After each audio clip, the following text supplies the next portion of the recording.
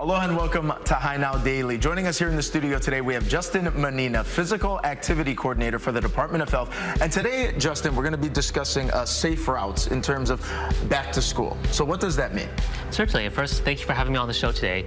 Safe routes to school essentially is both a programmatic, policy, and built environment approach to making our communities, generally within schools, safer and more walkable, bikeable, and accessible by public transit, and also more critically promoting daily physical activity. Justin, how can we make our streets safer? As of last year alone, we have had over 93 roadway fatalities on our streets. Not just a statistic, it's a loved one, it's someone's child, it's a family member, it's a friend, a neighbor, and we shouldn't accept just one fatality.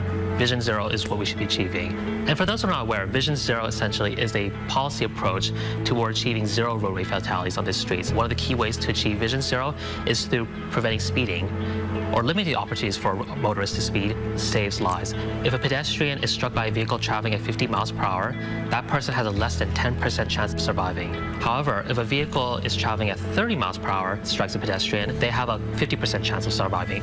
However, the chances of a severe injury or fatality drops to as little as 25 to 10% if a car is traveling at 25 miles per hour. One of the simplest and yet most effective and affordable ways we can make our communities and our roads safer for everyone is the process we call quick builds.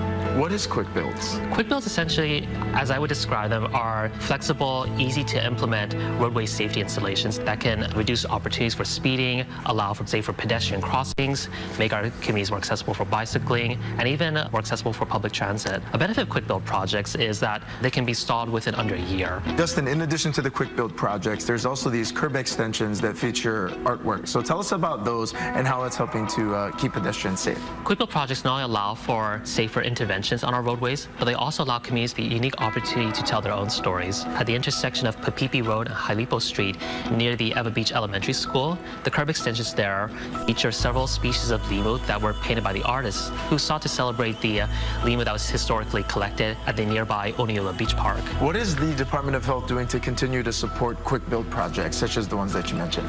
The Department of Health is not only a strategic partner in statewide safe routes to school projects, but also we have also funded several projects throughout the state and also have been a programmatic coordinator for several community-led quick build projects. An example of a community-led project is these decorative curb extensions at Prospect Street along Stevenson Middle School, Makiki. Prior to the project's inclusion, there had been about one crash every year in front of the school. What are some other examples of community-led projects? A few that come to mind are at Farrington High School in Kalihi, along Papa Avenue in Kahului, and at Keaukaha Elementary School on Hawaii County, just to name a few.